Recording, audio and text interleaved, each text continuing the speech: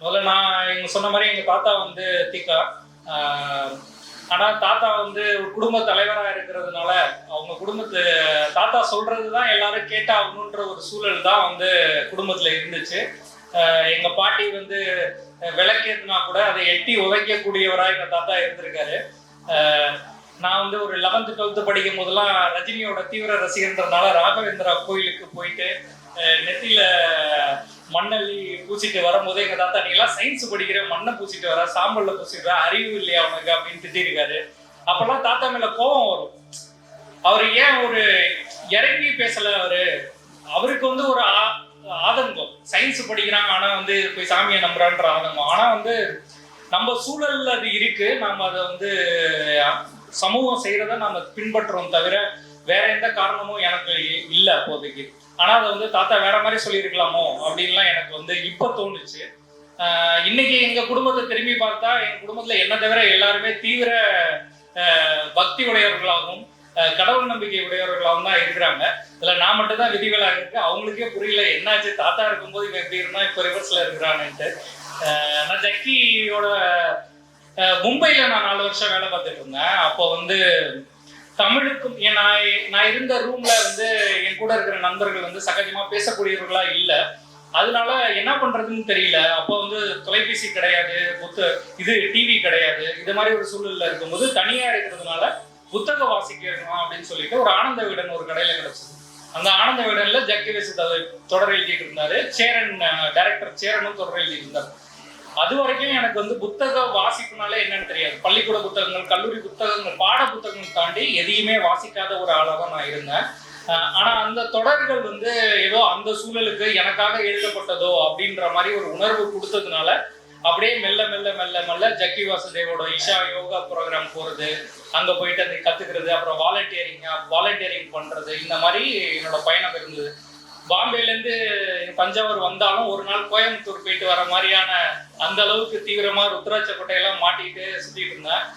எங்க வீட்டுல கூட இவன் சாமியாரா போயிடுவாங்க போல, கல்யாணம் பண்ண மாட்டாங்கள அப்படின்ற லெவலுக்குலாம் அவங்க யோசிக்க ஆரம்பிச்சிட்டாங்க. அவங்க அப்பயே அசைவம் சாப்பிட்றத விட்டேன், அந்த மாதிரி எல்லாம் போயிட்டு இருந்துச்சு. ஆனா வந்து உள்ற வந்து அங்க வாலண்டியரிங் சர்வீஸ் பண்ணும்போது ஒரு அவங்க விளக்கம் கொடுத்ததற்கும் அங்க நடந்த செயல்முறைக்கும் ஏகப்பட்ட முரண்பாடு இருந்ததா நான் வந்து உணர்ந்தேன். இத்தனைக்கும் நான் வந்து தீவிரமா ஃபாலோ பண்ணிட்டு இருந்தாலும் கடவுள்ன்றது இந்த மாதிரி சிலை கிடையாது அப்படின்னு தான் அங்க வகுப்புல சொல்லி தரப்படும்.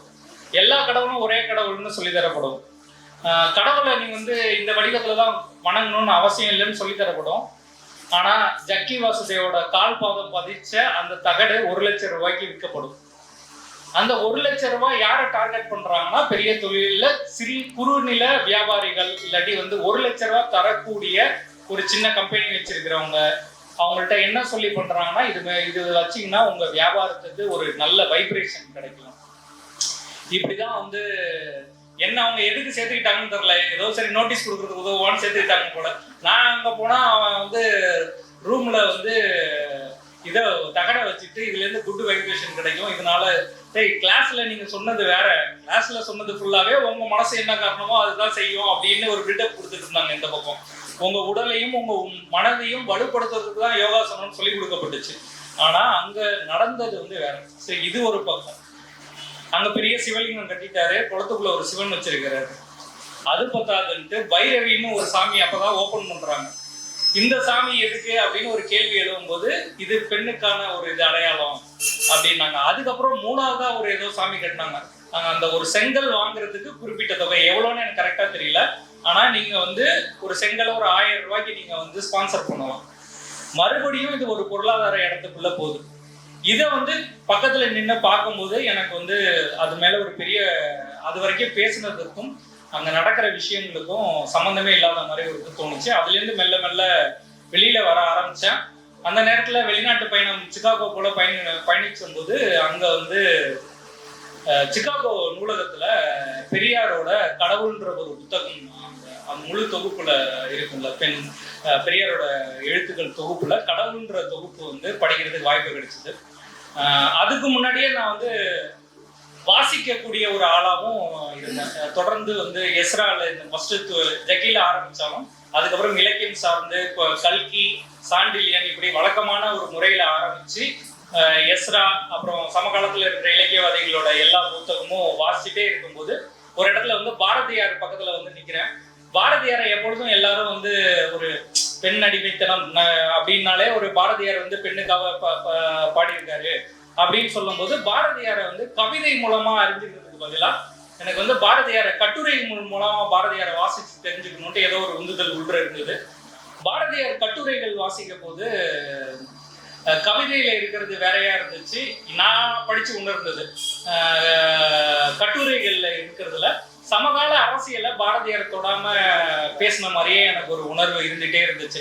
ரஷ்யன் ரெவல்யூஷன் இல்லாட்டி பிரெஞ்சு ரெவல்யூஷன் சார்ந்து பேசுறவரு இங்க வரும்போது திராவிட கட்சிகள் சார்ந்தோ நீதி கட்சிகள் சார்ந்தோ ஒரு போற போக்குல அதை ஒரு எள்ளி நகையாடுற ஒரு வரிகள் தான் என் கண்ணில் பட்டுச்சு. அது என்னோட வாசிப்பு குறைபாடான்னு எனக்கு தெரியல. ஆனா நான் வந்து முழுக்க முழுக்க முழு ஆர்வத்தோடு ஒரு 100% ஒரு வாசகனா என்ன கொடுக்க முடியுமோ அதை தேடி தேடி தேடி தேடி நான் வந்து பாரதியார் கட்டுரைகளை வாசிட்டு இருந்தேன். ஈவன் வந்து இந்த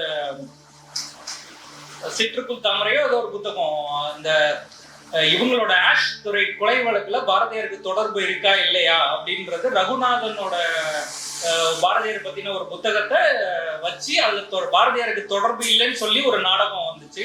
அந்த அளவுக்கு பாரதியார் மேல ஈடுபாடோட தீவிரமா வாசிட்டு இருக்கும்போது பாரதியார் எனக்கு வந்து புத்தகம்னா என்னன்னா ஒரு உண்மையை சொல்ற விஷயம் அப்படின்னு புத்தகம் மீது ஒரு நம்பிக்கை இருந்துச்சு எனக்கு இன்னும் அந்த ஒரு தெளிவு வந்து பாரதியார் எழுத்துக்கள் வாசிக்கும் போது கிடைக்காததுனால பாரதியார்ல இருந்து தாவி சாவர்கரோட வரலாறு ஒரு புத்தகம் ஒரு மராட்டியில எழுதி இங்கிலீஷ்ல மாறினது அதையும் முழுக்க வாசிட்டு இருக்கும் போது அங்கேயும் ஏதோ ஒரு குறைபாடு இருந்துச்சு. அங்கேருந்து அப்படியே பெரியாரோட கடவுள் புத்தகம் வாசிக்கும் போது பெரியாரோட எழுத்துக்கள் வந்து மிக மிக உண்மைக்கு பக்கத்துல இருந்து ஒரு நேர்மையான வாதத்தை முன்வைக்கிற மாதிரி எனக்கு ஒரு உணர்வு கொடுத்துச்சு. அப்பையிலேருந்து பெரியாரோட எழுத்துக்கள் அங்க இருக்கிற வரைக்கும் அங்க என்ன புத்தகம் கிடைச்சதோ கடவுளோட 2 தொகுதியும் முழுக்க முழுக்க வாசிச்சேன். அந்த கேள்விகள் எல்லாமே நான் ஒரு சிறுவனா ஒரு விளையாட்டா கடவுள் பத்தி எப்பயாவது வரும்போது ஏன் இப்படி கடவுள் பண்றாரு, ஏன் இதுல இப்படி இருக்கு அப்படின்னு நம்ம வீட்டுல நம்ம கேட்ட கேள்விகளாவே எனக்கு தோணுச்சு. ஒரு முறை கூட இப்ப நம்ம குழந்தைங்கள்ட்ட வந்து இந்த யதார்த்த உணர்வு இருக்கும். சிவனோட நம்ம பிள்ளையார் கதையை வந்து ஒரு குழந்தைகிட்ட கார்ட்டூனா ஒரு குழந்தை பார்க்கும் போது யார் மேல தப்பு அப்படின்னு பாத்தீங்கன்னா சிவன் மேலதான் ஒரு தப்புன்னு ஒரு குழந்தை சொல்லும். ஒண்ணுமே பண்ணல அந்த பிள்ளையாருன்ற ஒரு சிறுவன் என்ன பண்றான்னா அவங்க அம்மா குளிக்கும் போது யாரையும் உள்ள விடாதப்பா அப்படின்னு சொல்லிட்டு அவங்க அம்மா குளிக்க போறாங்க. இந்த பையன் வெளியில இருக்கிறான். அங்கேருந்து ஹஸ்பண்டா சிவன் வராரு, வந்துட்டு என்ன உள்ற விடுன்றாரு. இந்த பையனுக்கு அவர் தான் அப்பான்னு தெரியாது, இல்ல அவரோட புருஷன்றது அந்த பையனுக்கு தெரியாது. எங்க அம்மா சொல்லிட்டாங்க யாரையும் விடக்கூடாது, அதனால நான் உன்னை உள்ற விட மாட்டேன்றான். இந்த ஒரு இடத்துல அந்த பையன் மீது ஒரு துளி கூட தவறே கிடையாது. அவ்வளவு பெரிய கடவுள், இந்த உலகத்தையே அறிஞ்ச முற்றும் உணர்ந்த கடவுளா இருக்கிறாரு சிவன். இல்ல கடவுள்ன்ற பதத்துக்கே அந்த உணர்வு நம்ம வந்து கொடுக்குறோம். கடவுள் வந்து ஒரு அன்பானவர், அவர் வந்து என்ன தப்பு செஞ்சாலும் அவனை மன்னிச்சு இது பண்ணக்கூடியவர் அப்படின்லாம் நம்ம பில்டப் கொடுக்குறப்போ அந்த கடவுள் வந்து எதையுமே ஒரு சதவீதம் கூட தவறு செய்யாத ஒரு குழந்தையின் தலையை வந்து வெட்டுறாரு. அதுக்கு பாரபட்சமா ஒரு யானையோட தலையை கொண்டாந்து வைக்கிறாரு. அது வேற கதை. இந்த இடத்துல வந்து ஒரு குழந்தையா என் பொண்ணு வந்து யதார்த்தமா கேள்வி கேட்கறத வந்து ஒரு வீடு வந்து எப்படி தடுத்து நிறுத்துதுன்னா, இல்ல சாமிலாம் அப்படிதான், நீ அதை ரொம்ப ரிசர்ச் பண்ணாத, கேள்வி கேட்காத அப்படின்னு சொல்லி. இந்த இடம் தான் நாம சிந்திக்க வேண்டிய இடமா எனக்கு தோணுச்சு. அந்த குழந்தையோட கேள்வியில வந்து ஒரு நியாயம் இருக்கு. நீங்க வந்து ஒரு உண்மையான ஆளா இருந்தால் ஒண்ணு அது வந்து கதைக்காக எழுதப்பட்டது, அப்படி நடக்காம கூட இருக்கலாம் அப்படின்னாது ஏதோ சால்சாப்பாவது சொல்லணும். ஆனா தடுத்து நிறுத்துற இடத்துல மட்டுமே மதத்தை நம்புகிற எல்லாரும் இருக்கிறாங்க. அவங்க மேல தவறுன்னு சொல்றதுக்கு முன்னாடி அதான் யதார்த்தமான வாழ்வுல நடந்துட்டு இருக்கு. இப்ப இந்த இடத்துல நம்ம பெரியாரோட வரலாறுல நம்ம முக்கியமா சொல்ற 2 சம்பவங்களை நம்ம ஒப்பிட்டு பார்க்க வேண்டிய ஒரு தேவை இருக்கு. ஒண்ணு வந்து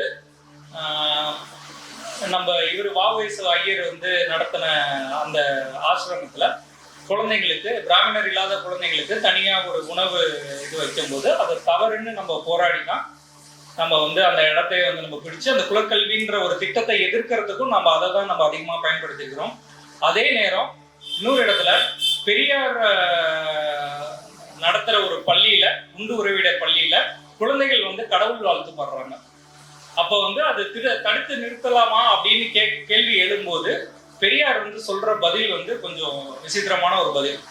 அவர் சொல்றாரு, இல்ல அவங்க யதார்த்தமா அதை வந்து ஃபாலோ பண்றாங்கன்னா ஃபாலோ பண்ணிட்டோம், அவன் வளர்ந்து தெளிவடைஞ்சுப்பாங்க, அவங்களுக்கு கல்வி கொடுத்தா அவங்களே அந்த பாதையிலேருந்து விட்டு விலகிடுவாங்க அப்படின்னு ஒரு பெரியார் வந்து பதில் சொல்றத ஒரு கதையை நம்ம வந்து வாசிக்கிறோம். இப்போ இந்த 2 சம்பவத்தையும் ஒப்பிட்டு பார்க்குறேன் நான். ஒரு இடத்துல குழந்தைகளுக்கு அநீதி நடக்குது, அங்க பார்ப்பனியம் அந்த குழந்தைங்களை ஒதுக்குது, தீண்டாமையை கடைபிடிக்குது, அந்த இடத்துல பெரியார் வந்து அதை தடுத்து நிறுத்துறாரு. இன்னொரு இடத்துல எதேச்சியான சூழல்ல குழந்தை வந்து கடவுள் நம்பிக்கையா இருந்தால் பெரியார் வந்து அந்த குழந்தையை தடுத்து கேள்வி கேட்கல. இந்த 2த்துக்கும் ஒரு மெல்லிய வேறுபாடு இருக்கு. அந்த குழந்தையா உணரணும் அப்படின்னு சொல்லிட்டு பெரியார் நம்புறாரு. அந்த நம்பிக்கை தான் எனக்கும் இன்ன வரைக்கும் இருக்கு.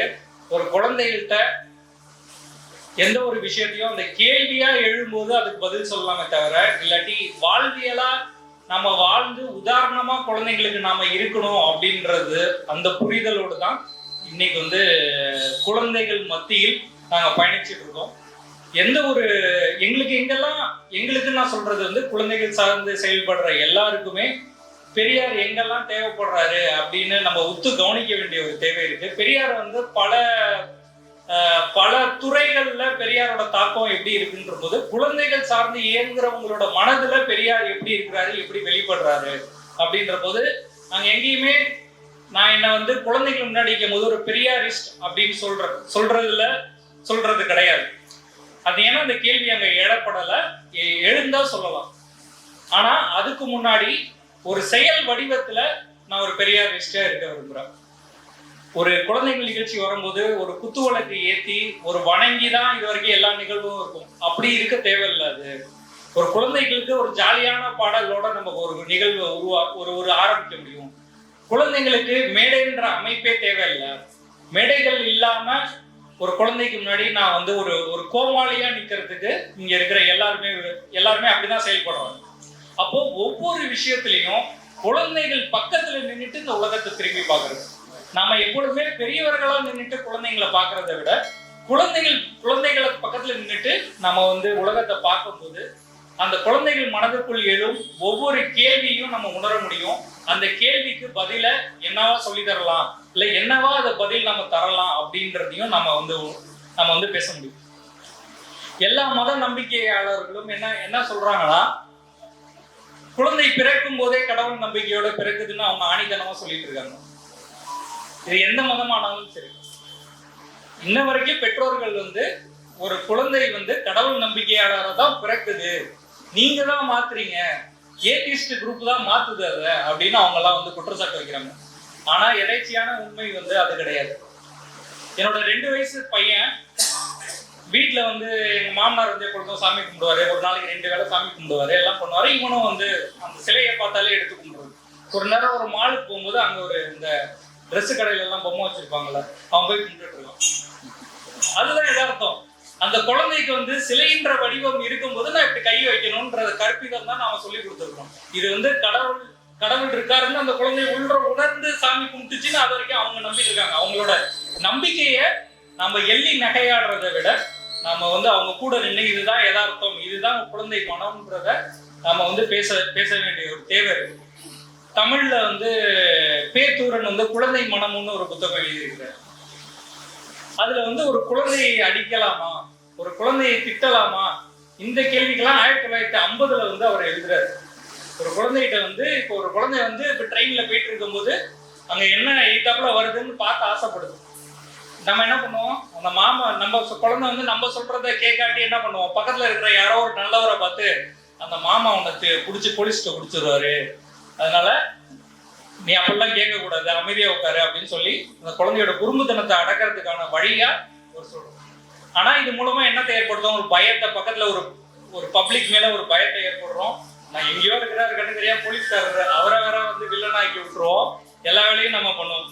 ஆனா பேத்தூரன் இதுக்கெல்லாம் வந்து குழந்தை உளவியல்ன்ற புத்தகத்துல மிக அழகா வந்து அதெல்லாம் எப்படிலாம் நீங்க வேற விதமா கையாண்டு பார்க்கலாம் அப்படின்னு சொல்றாரு.